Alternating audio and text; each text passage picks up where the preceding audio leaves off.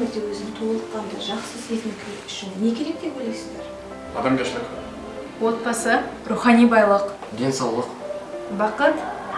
Әрине бақыт. Енді осы айтқандарымыздың барлығын бақыт ұғымына сыйдырып сипаттап көрейікші.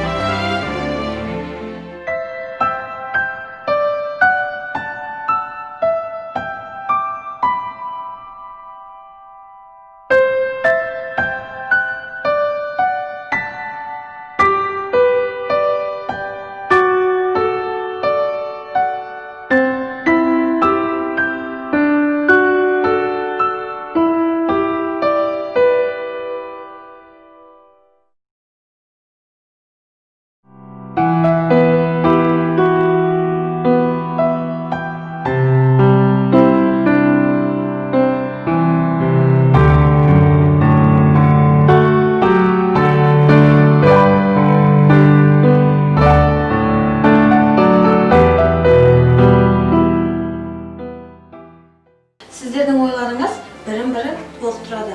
Өмірде қандай жағдай болмасын, бақытқа ұмтылуымыз қажет. Және осы айтқандарыңызды естен шығармаңыздар. Өмірде әртүрлі қиындықтар болады. Бірақ біз бәріміз сондай қиындықтарда бой алдырмай, алға ұмтылып, әр сәтімізге қуана білейік.